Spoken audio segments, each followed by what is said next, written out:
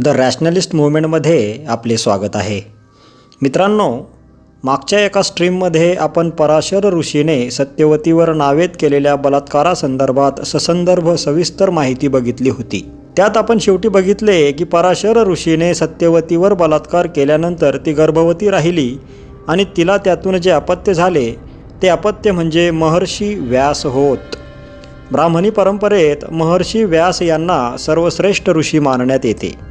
याचे कारण असे की या महर्षी व्यासांनीच महाभारत, वेद व पुराणांची रचना केल्याचे मानले जाते. पण या व्यासाचेही पाय कसे मातीचे आहेत ते आपण आजच्या कथेत बघूया. पराशर ऋषी आणि सत्यवती यांच्या कथेत आपण हे बघितले की पराशर ऋषीने आपल्यावर बलात्कार केल्याची घटना सत्यवती भीष्माला सांगत होती. भीष्माचा लहान भाऊ विचित्रवीर्य याचे निधन झाल्यावर हस्तिनापूरच्या कुरुवंशात गादीवर बसण्यासाठी कोणीही वारस राहत नाही. तेव्हा भीष्म सत्यवतीला एखाद्या गुणवान ब्राह्मणाला धन देऊन बोलावण्याचे आणि त्याच्या माध्यमातून विचित्रवीर्याच्या विधवा स्त्रियांच्या पोटी राजगादीला वारस पैदा करण्याचे सुचवतो.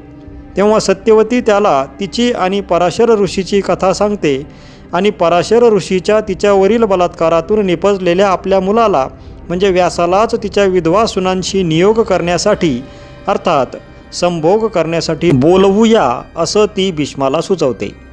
तेव्हा पुढे नेमके काय घडते ते आपण बघूया. त्या अगोदर ही नियोग नावाची काय भानगड आहे त्याविषयी थोडंसं बोलूया. ब्राह्मणांच्या रामायण, महाभारत, पुराणे इत्यादी पवित्र ग्रंथांत नियोग या प्रकाराविषयी माहिती आलेली आहे. मनुस्मृती या ब्राह्मण धर्माच्या विधिसंहिता असलेल्या ग्रंथात नियोगविषयी पुढील माहिती आलेली आहे. मनुस्मृती अध्याय 9 श्लोक 58. संतानाचा अभाव झाला असता पती, श्वशूर इत्यादी गुरूंनी जिला आज्ञा केली आहे अशा स्त्रीने दीर किंवा दुसरा कोणी सपिंडातील पुरुष यांच्यापासून पुढील नियमाप्रमाणे इष्टप्रजा प्राप्त करून घ्यावी. इष्टप्रजा असे जे येथे म्हटले आहे ते एकदा इष्टप्रजा न झाल्यास पुनरपी गमन करावे हे सुचविण्याकरिता आहे. जिचा पती जिवंत असूनही प्रजोत्पादनास अयोग्य आहे अशा स्त्रीशी गमन करण्याविषयी ज्यास तिचा पती इत्यादी गुरूंनी सांगितले आहे त्याने सर्व शरीरास घृत लावून व मौनव्रत धरून रात्री एका पुत्रास उत्पन्न करावे. या श्लोकात आलेल्या नियोगासंदर्भातील माहितीनुसार ज्या स्त्रीसोबत नियोग करावयाचा आहे तिला तिचे सासरे आणि इतर आप्तस्वकीय परपुरुषाशी संभोग करण्याची आज्ञा देत आहेत. याचा अर्थ असा की येथे त्या स्त्रीची मर्जी विचारात घेतली जात नाहीये हे आपण लक्षात घ्यायला हवे. म्हणजे आपले स्वार्थी हेतू साध्य करण्यासाठी हा सरळ स्त्रीवर केलेला बलात्कारच आहे. यात पुन्हा एक बाब लक्षात घ्यायला हवी की संपत्ती अथवा राज्य यांचा वारसदार हा मुलगाच असतो, मुलगी नव्हे.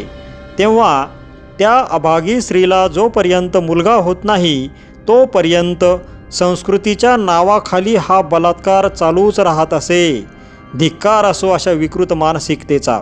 तसेच नियोग प्रथेसंदर्भात अधिक जाणून घेऊ इच्छिणाऱ्या मित्रांनी अभिनेत्री सोनाली बेंद्रे हिचा अनाहत हा मराठी चित्रपट अवश्य बघावा. तर प्रश्न उभा राहतो तो हा की अशा नियोगास अर्थात आपला पती सोडून दुसऱ्या पुरुषासोबत संभोग करावयास स्त्री खरंच मनापासून तयार होत असेल काय? किंवा या प्रक्रियेत तिची मर्जी विचारात घेतली जात असेल काय? तर या प्रश्नाचे उत्तर आहे नाही. वरती मनुस्मृतीत आलेल्या वर्णनावरून ही बाब आपल्या लक्षात आली असेलच. स्त्रीच्या मर्जीविरुद्ध तिच्याशी शारीरिक संबंध ठेवणे याला आजच्या कायदेशीर भाषेत रेप अर्थात बलात्कार असेच म्हणतात. ही बाब दर्शक मित्रांनी ध्यानात घ्यावी. तर सत्यवती आणि भीष्म आपल्या राज्याला वारस मिळावा यासाठी विचित्रवीर्याच्या विधवा बायकांसोबत अर्थात अंबिका आणि अंबालिका यांच्यासोबत संभोग करून पुत्र उत्पन्न करण्यासाठी व्यासाला बोलावतात. पुढे काय होते त्याचे वर्णन आपण प्रत्यक्ष महाभारतातच वाचूया. उस समय भीष्म जी के इस प्रकार अपनी सम्मति देने पर काली या सत्यवती ने मुनिवर कृष्णद्वैपायन का चिंतन किया. माता ने मेरा स्मरण किया है यह जानकर परम बुद्धिमान व्यास जी वेद मंत्रों का पाठ करते हुए क्षण भर में वहाँ प्रकट हुए। वे कब किधर से आ गए इसका पता किसी को न चला। सत्यवती ने अपने पुत्र का भली भांति सत्कार किया और दोनों भुजाओं से उनका आलिंगन करके अपने स्तनों के झरते हुए दूध से उनका अभिषेक किया। आता इथे एक बाब लक्षात घ्यायला हवी की व्यास जेव्हा त्याच्या आईला म्हणजे सत्यवतीला भेटायला आला तेव्हा सत्यवती ही वयोवृद्ध झालेली होती, तरीही तिच्या स्तनांतून दूध कसे निघाले हा संशोधनाचा विषय आहे। बरं, दूधही इतकं निघालं की त्या दुधाने तिने व्यासाचा अभिषेक केला। असो, आता या महाभारतातल्याच गपोडगाथा असल्यामुळे असं घडलं असणं शक्य आहे असं आपण गृहीत धरूया आणि पुढच्या कथेकडे वळूया। अपने पुत्र को दीर्घकाल के बाद देखकर सत्यवती की आंखों से स्नेह और आनंद के आंसू बहने लगे। तदनंतर सत्यवती के प्रथम पुत्र महर्षि व्यास ने अपने कमंडलू के पवित्र जल से दुखिनी माता का अभिषेक किया और उन्हें प्रणाम करके इस प्रकार कहा, धर्म के तत्व को जानने वाली माता जी, आपकी जो हार्दिक इच्छा हो उसके अनुसार कार्य करने के लिए मैं यहाँ आया हूँ। आज्ञा दीजिए, मैं आपकी कौन सी प्रिय सेवा करूं।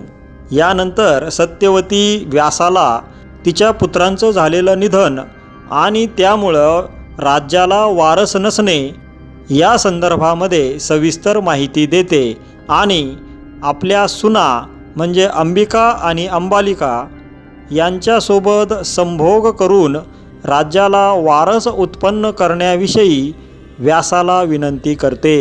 त्यावर व्यास काय म्हणतात ते बघूया। माता सत्यवती, आप पर और अपर दोनों प्रकार के धर्मों को जानती है।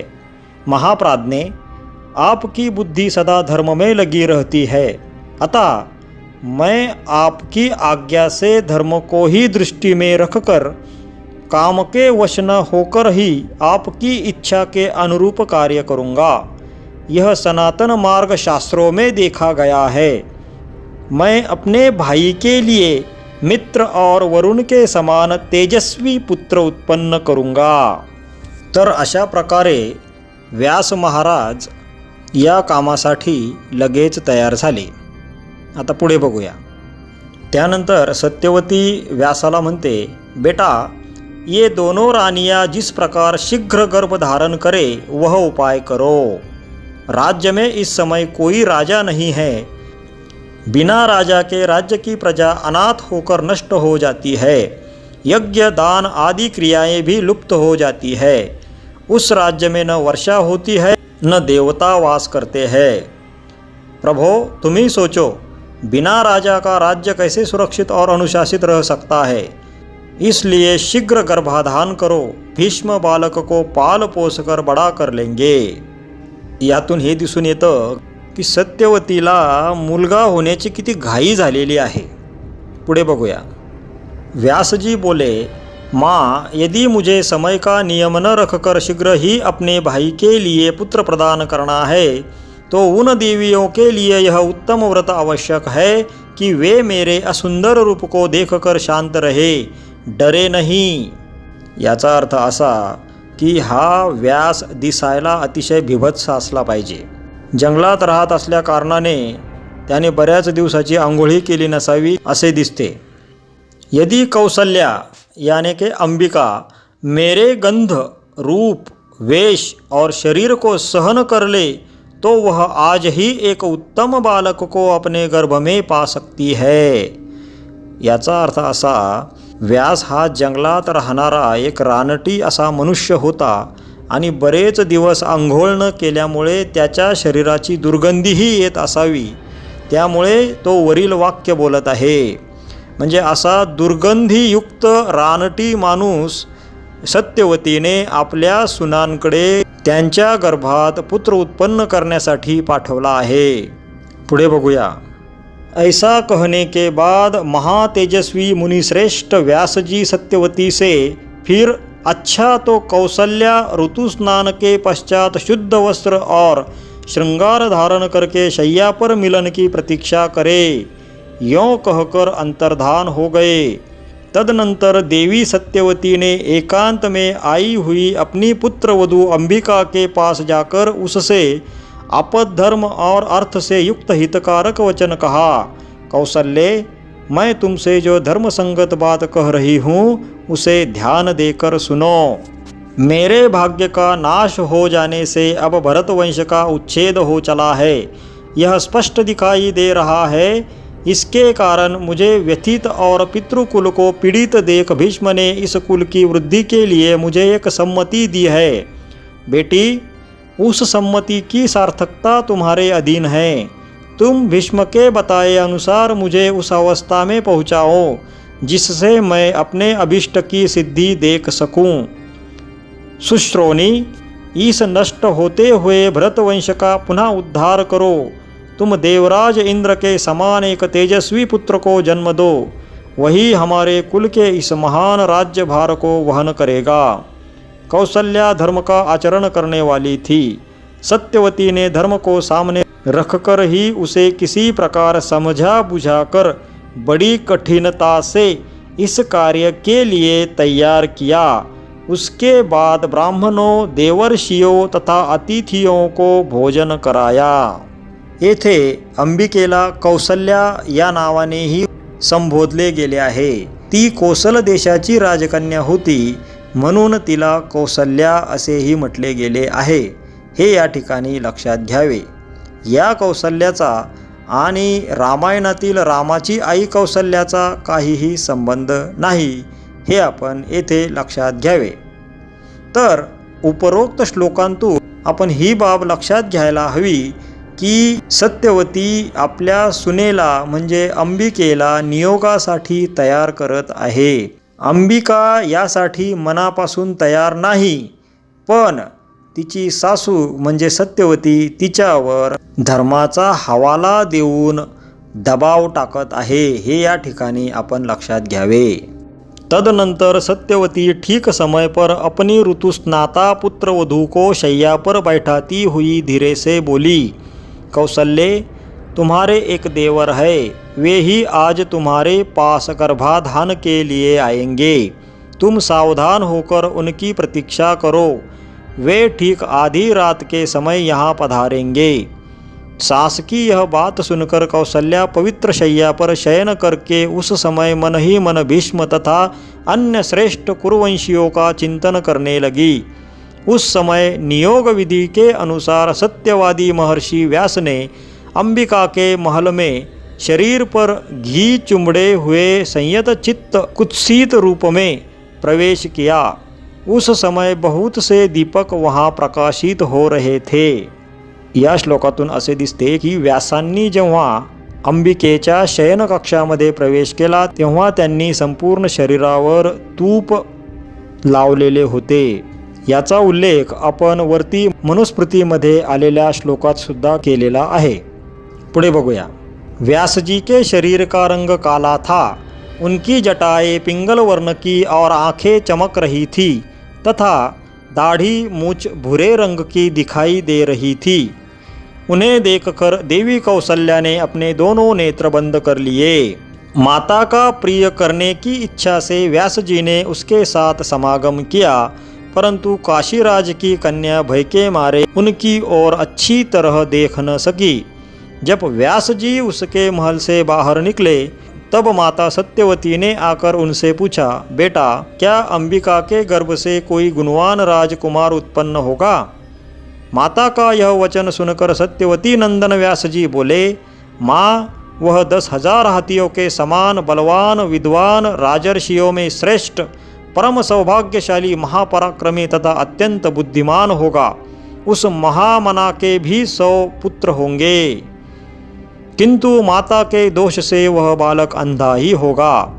व्यास जी की यह बात सुनकर माता ने कहा, तपोधन, कुरुवंश का राजा अंधा हो यह उचित नहीं है, अतः कुरुवंश के लिए दूसरा राजा दो जो जाति भाइयों तथा समस्त कुल का संरक्षक और पिता का वंश बढ़ाने वाला हो। महायशस्वी व्यास जी तथास्तु कहकर वहाँ से निकल गए। प्रसव का समय आने पर कौसल्या ने उसी अंधे पुत्र को जन्म दिया।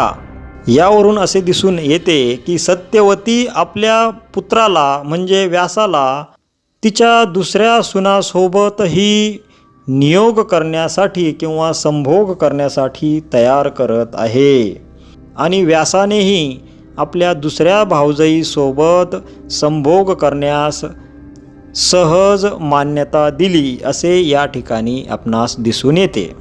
तत्पश्चात देवी सत्यवती ने अपनी दूसरी पुत्रवधू को समझा बुझाकर गर्भाधान के लिए तैयार किया और इसके लिए पूर्ववत महर्षि व्यास का आवाहन किया।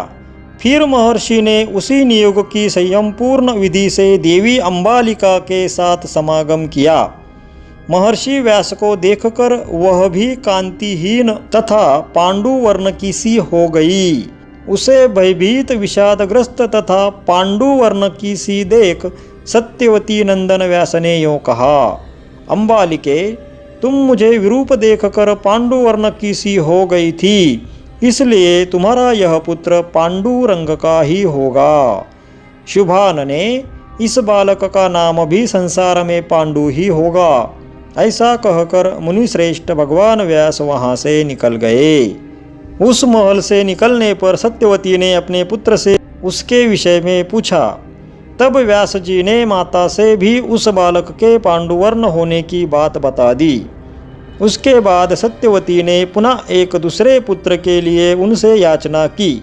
महर्षि ने बहुत अच्छा कहकर माता की आज्ञा स्वीकार कर ली। यावरून असे दिसत आहे की सत्यवती व्यासाला वारंवार आपल्या भावजायांवर संभोगाच्या नावाखाली बलात्कार करण्यासाठी विनंती करत आहे आणि व्यासही यासाठी तात्काळ होकार देत आहे। वाह रे महर्षि व्यास। इसके बाद ऋतुकाल आने पर सत्यवती ने अपनी बड़ी बहू अंबिका को पुनः व्यास जी से मिलने के लिए नियुक्त किया, परंतु देवकन्या के समान सुंदरी अंबिका ने महर्षि के उस कुत्सित रूप और गंध का चिंतन करके भय के मारे देवी सत्यवती की आज्ञा नहीं मानी।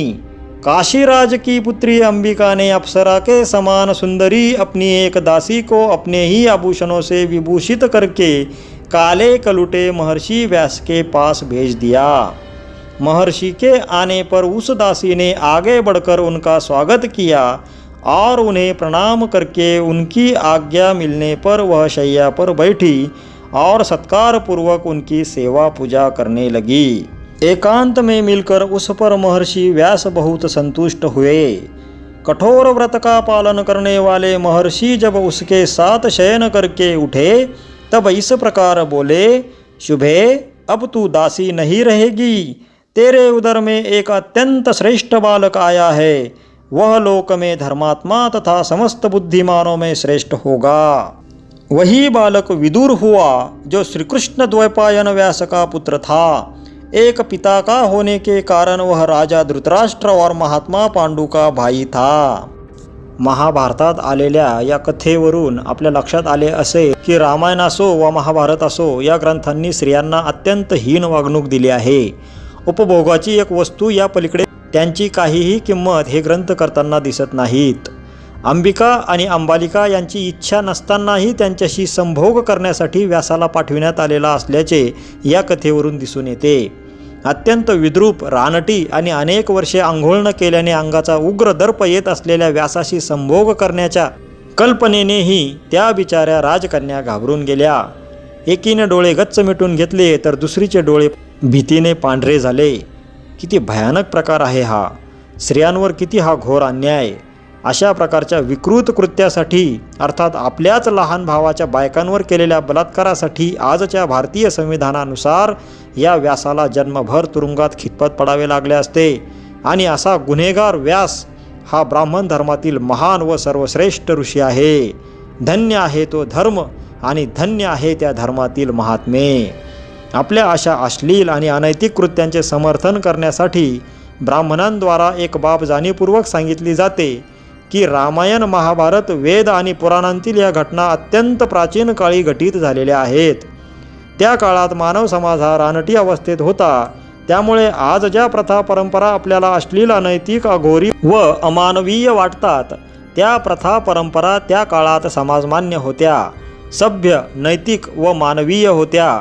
मग त्यांच्या या प्रतिवादावर माझा सवाल आहे की रामायण आणि महाभारत यांच्या काळाला तर तुम्ही सत्ययुग, त्रेतायुग आणि कोणकोणते युग म्हणतात आणि वर थोबाड ताणून हे सुद्धा म्हणतात की सध्याचे युग कलियुग असून या कलियुगात मानवी मूल्य, नैतिकता यात घसरण झालेली आहे. सत्ययुग, त्रेतायुग या काळात असे नव्हते. मग त्या सत्ययुग आणि त्रेतायुगात आजच्या काळात ज्या प्रथा परंपरांना अश्लील, अनैतिक, अघोरी आणि अमानवीय मानल्या जाते, त्या प्रथा परंपरा नैतिक आणि मानवीय का मानल्या जात होत्या, असा प्रश्न विचारला की त्यांची दात खीळ बसते आणि मग आपल्याला ते अधर्मी, पाखंडी, धर्मद्रोही, कम्युनिस्ट, आंबेडकरी, ब्रिगेडी आणि असेच काहीतरी ठरवून मोकळे होतात आणि अश्लील शिवीगाळ करून आपले तोंड बंद करण्याचा केविलवाना प्रयत्न करतात. पण ते कधीच आपण विचारलेल्या रॅशनल प्रश्नांची उत्तरे देत नाहीत. जुन्या काळापासून हे ब्राह्मणवादी असेच करत आलेले आहेत. मुळात त्यांच्या तथाकथित वेद, श्रुती, स्मृती ग्रंथांचं वास्तव हे आहे की हे ब्राह्मणी ग्रंथ 1200 वर्षांपेक्षा जास्त जुने नाहीत. पुराण ग्रंथ तर थेट 19व्या शतकापर्यंत लिहिले जात होते. भविष्य पुराणात व्हिक्टोरिया राणीचा उल्लेख आलेला आहे, जी 19व्या शतकाच्या उत्तरार्धात होऊन गेली आहे. अर्थात दर्शक मित्रांना विनंती आहे की ही बाब मी म्हणतो म्हणून त्यावर विश्वास ठेवू नका, तर हे ग्रंथ तुम्ही प्रत्यक्ष वाचा. तात्पर्य हे की परस्त्रीवर अथवा आपल्या मुलीवर, बहिणीवर, गुरुपत्नीवर, लहान भावजायांवर बलात्कार करणाऱ्या, वेगवेगळ्या कलाबुती करून फसवून शाप देण्याची भीती घालून धर्मग्रंथांचा हवाला देऊन त्यांच्याशी अनैतिक संभोग करणाऱ्या या ब्राह्मणी ग्रंथातील व्यक्तिमत्वांना आपण महान का मानायचे, त्यांची पूजा अर्चा का करायची, त्यांच्या जयंत्या, पुण्यतिथ्या साजऱ्या का करायच्या, त्यांचे मंदिरं का बांधायची, हा माझा सवाल आहे. जगातले सारे वाईट कामे करून खून, बलात्कार, विश्वासघात, चोरी, छिनाली, अंमली पदार्थांचे व्यसन इत्यादी सारं करूनही बहुजन समाजाने या ब्राह्मणी, ऋषी, मुनी, देवदेवता यांना पवित्र आणि पूजनीय का मानायचे, हा माझा सवाल आहे. माझी सर्व बहुजन बंधू भगिनींना विनंती आहे की या साऱ्यांचे कपडे फाडून त्यांना नागडे करा आणि त्यांचे विकृत व बिभत्स वात्सव रूप जगापुढे उघडे पाडा. जय संविधान. मित्रांनो, द रॅशनलिस्टच्या माध्यमातून भ्रमवादी टुन्नी गँगची सर्वंकष हरामखोरी बाहेर आणण्याचे काम आम्ही सुरू केले आहे. आपणास आमचे हे काम कसे वाटते ते कमेंट करून नक्की कळवा. आमचे यूट्यूब चॅनल, इंस्टाग्राम अकाउंट आणि फेसबुक पेज नक्की लाईक करा, सबस्क्राईब करा आणि शेअर करा. लिंक खाली दिली आहे. धन्यवाद.